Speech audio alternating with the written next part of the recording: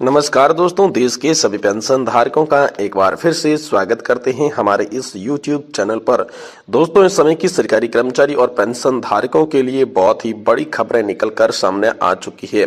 जी हां दोस्तों, आज की इस वीडियो के अंदर हम बात करेंगे कि पेंशन धारकों की दूर हुई टेंशन अब बढ़ेगी, पेंशन मिलेगा लाखों रुपए का एरियर। जी हां दोस्तों, आप सभी के लिए बड़ी खुशखबरी है। आखिरकार एरियर और पेंशन को लेकर क्या बड़ी अपडेट निकल कर आई है, इसके बारे में आज की इस वीडियो के अंदर बात करेंगे। वहीं दोस्तों, सरकारी कर्मचारियों और पेंशन धारकों की मौज बताई जा रही है। अब इस तरीके से होगा कैलकुलेशन, 50% डीए से सरकारी कर्मचारी और पेंशन धारकों की मौज कैसे हुई है और 25% की बढ़ोतरी कैसे की गई है। अब इस तरह कैलकुलेशन कैसे किया जाएगा जिसके तहत आप सभी को लाभ दिया जाएगा, इसके बारे में भी आज की इस वीडियो के अंदर बात करने वाली है। वही दोस्तों, कर्मचारियों और पेंशन भोगियों के लिए बड़ा तोहफा हाल फिलहाल में बताया जा रहा है, जिसके तहत आप देख सकते हैं कि यह एक लेटर भी जारी कर दिया जा चुका है, जिसमें मुख्यतः 5 टॉपिक कवर किए गए हैं। तो इसके बारे में भी आज की इस वीडियो के अंदर बात करने वाले हैं। साथ ही साथ दोस्तों, पेंशनर्स जो है यहाँ पर भूख हड़ताल पर जाने की बात कर रहे हैं।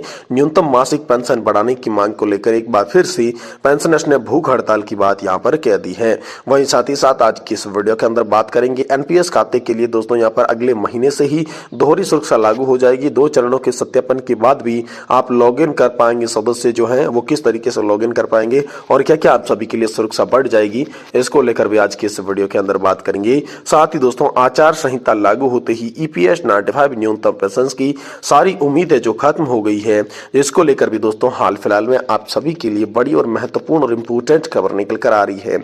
इसके बारे में दोस्तों आज की इस वीडियो के अंदर संपूर्ण रूप से जानकारी आप सभी को देने वाले हैं। इसलिए आप सभी पेंशन धारकों से निवेदन है कि दोस्तों आज की इस वीडियो को आप लास्ट तक देखें, साथ ही हमारे चैनल को जरूर सब्सक्राइब कर दें। तो चलिए पहली बड़ी खबर की ओर चलते हैं। तो दोस्तों, राजनाथ सिंह का पुरानी पेंशन योजना को लेकर बड़ा बयान सामने आया है। जी दोस्तों, लखनऊ के अंदर पुरानी पेंशन बहाली की व्यवस्था को लेकर राजनाथ सिंह बोले, कर्मचारियों के हितों में होगा फैसला। जी हां दोस्तों, रक्षा मंत्री राजनाथ सिंह जी से Indian public service employees federation के एक प्रतिनिधि मंडल ने दिल्ली में मुलाकात की। महासचिव प्रेमचंद्र के नेतृत्व में 6 सदस्यीय प्रतिनिधि मंडल ने रक्षा मंत्री राजनाथ सिंह को भेंट करके यहाँ पर मांगों का ज्ञापन सौंपा, जिसमें दोस्तों यहाँ पर आप सभी के लिए रक्षा मंत्री राजनाथ सिंह जी ने बहुत ही अच्छा संकेत दिया है, जिसमें कहा गया कर्मचारी और पेंशन धारकों के हितों को ध्यान में रखते हुए उनके हितों में ही फैसला दिया जाएगा और ये फैसला जल्द से जल्द आप सभी के लिए जारी किया जाएगा। इसको लेकर रक्षा मंत्री राजनाथ सिंह जी ने सभी पेंशन धारकों और कर्मचारियों को यहाँ पर जो है बड़ा आश्वासन दिया है। वही दोस्तों, पेंशन धारकों की दूर हुई टेंशन अब बढ़ेगी, पेंशन मिलेगा लाखों रुपए का एरियर। तो इसको लेकर हाल फिलहाल में बड़ी खबर आ रही थी कि दोस्तों आप सभी के लिए यहाँ पर जो है पेंशन धारकों की जो पेंशन बढ़ोतरी की तमाम मांगे हैं उनको पूरी की जा सकती है, ऐसा दोस्तों उम्मीद जताई जा रही थी। लेकिन अब आचार संहिता लग चुकी है, तो अब आप सभी की कोई भी मांग मंजूर नहीं होने वाली है। पेंशन धारकों को उम्मीद थी लोकसभा चुनाव 2024 की आचार संहिता लगने से पहले उनकी पेंशन में बढ़ोतरी की जाएगी, साथ ही बकाया पड़ा 18 महीने का डीए एरियर भी उनके खाते में ट्रांसफर किया जाएगा। लेकिन ऐसा आप सभी के लिए नहीं हुआ, तो दोस्तों यहाँ पर पेंशन धारकों में काफी नाराजगी देखी जा रही है। वही सरकारी कर्मचारी और पेंशन धारकों की मौज बताई जा रही है। नया कैलकुलेशन आप सभी के लिए सामने आया है, जिसके तहत दोस्तों बताया जा रहा है कि 50% डीए से सरकारी कर्मचारी और पेंशन धारकों की मौज होने वाली है और किस तरीके से कैलकुलेशन होगा ये भी बता दिया जा चुका है। जी हाँ दोस्तों, जैसा कि आप सभी लोग जानते हैं कि केंद्र सरकार ने सभी कर्मचारी और पेंशन धारकों के डीए के अंदर 4% की बढ़ोतरी कर दी है। पेंशन धारकों को 4% डियरनेस रिलीफ का मिलेगा अलाउंस और साथ ही साथ दोस्तों कर्मचारियों को डियरनेस अलाउंस में 4% की बढ़ोतरी मिलेगी, जिसके तहत दोस्तों 40% से बढ़कर 50% आप सभी का डीए और डीआर हो गया है, जिसमें कर्मचारियों की सैलरी में बम्पर बढ़ोतरी आएगी। साथ ही पेंशन धारकों को अपने खाते के अंदर पेंशन का पैसा बढ़कर देखने को मिलेगा। इसके लिए नया कैलकुलेशन दोस्तों हाल फिलहाल में जारी हो गया है। कर्मचारी भविष्य निधि संगठन ने नया सर्कुलर भी जारी किया है, जिसके तहत बताया गया है कि किस कर्मचारी को 50% डीए के हिसाब से कितना पैसा मिलने वाला है, जिसमें दोस्तों साफ तौर पर देखा जा सकता है कि जिस भी कर्मचारी और जिस भी पेंशन धारक को यहाँ पर तकरीबन 10,000 रुपए की पेंशन मिल रही थी, अब उन्हें 5,000 रुपए का यहाँ पर डीए और डीआर के रूप में देखने को मिलेगा, जिसके दोस्तों उनके खाते में आप सभी के मिल रहे वेतन और पेंशन की आधी वृद्धि देखने को मिलेगी। इसको लेकर हाल फिलहाल में आप सभी के लिए बड़ी खबर बढ़ाई है। वहीं दोस्तों कर्मचारी और पेंशन भोगियों के लिए शानदार तोहफे की बात करें तो इसके लिए एक लेटर जारी हुआ है, जिसमें दोस्तों राज्य कर्मचारी सहायता प्राप्त शिक्षण और प्रशिक्षण शिक्षण संस्थानों तथा शहरी स्थानीय निकायों के नियम और पूर्वकालिक कर्मचारियों, साथ ही कार्य प्रभारी कर्मचारी के साथ तथा वेतनमान के कार्यरत पदाधिकारियों जिन्होंने 7वां वेतन आयोग के तहत माना जाता है, तो उनको दिनांक 1 जनवरी 2024 से ही बढ़ी हुई दरों पर महंगाई भत्ता और महंगाई राहत मिलेगा। ये दोस्तों हाल फिलहाल में आप सभी के लिए बड़ी इंपोर्टेंट खबर निकलकर सामने आ रही है। वही दोस्तों पेंशनर्स ने यहाँ पर भूख हड़ताल पर जाने की बात कही है। न्यूनतम मासिक पेंशन बढ़ाने की मांग को लेकर पेंशनर्स एक बार फिर से भूख हड़ताल करने वाले हैं। इसको लेकर बड़ी खबर है, क्योंकि कर्मचारी पेंशन योजना के तहत आने वाले पेंशन पाने वाले रिटायर्ड कर्मचारियों की न्यूनतम मासिक पेंशन को बढ़ाकर 7,500 रुपए करने की मांग को लेकर लगातार वो प्रदर्शन कर रहे थे, जिसमें पेंशन भोगियों ने कहा कि अगर उनकी मांगे मंजूर नहीं होती है तो चुनाव से पहले वो बड़ा प्रदर्शन करेंगे। जिसमें कहा गया कि देश भर से लगभग 50,000 से भी अधिक जो पेंशन भोगी है वो इस आंदोलन के अंदर शामिल होंगे। कर्मचारी भविष्य निधि संगठन की EPS 95 पेंशन योजना के तहत पेंशन भोगियों को इस समय 1,000 रुपए की न्यूनतम पेंशन मासिक मिलती है।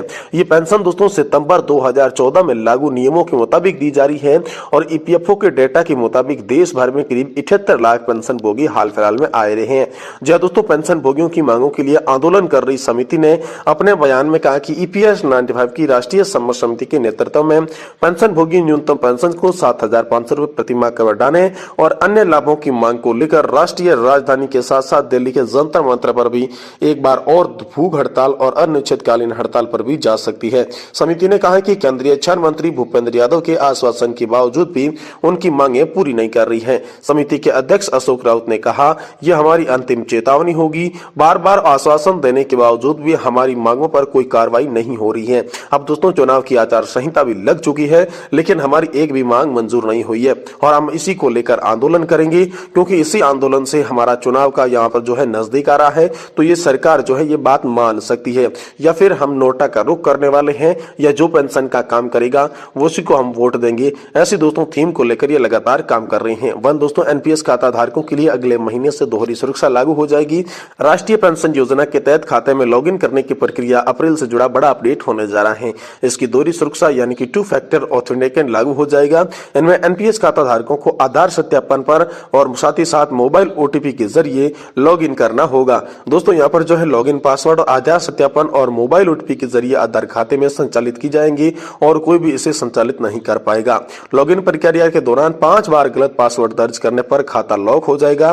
दोबारा शुरू करने के लिए फिर से नया पासवर्ड बनाना होगा और साथ ही इसके लिए IPN के लिए अनुरोध करना होगा या इससे पहले दर्ज गुप्त सवालों के उत्तर की जानकारी भी जरूर देनी होगी। वहीं दोस्तों आचार संहिता लागू होते ही EPS 95 पेंशन की सारी उम्मीदें खत्म हो चुकी है।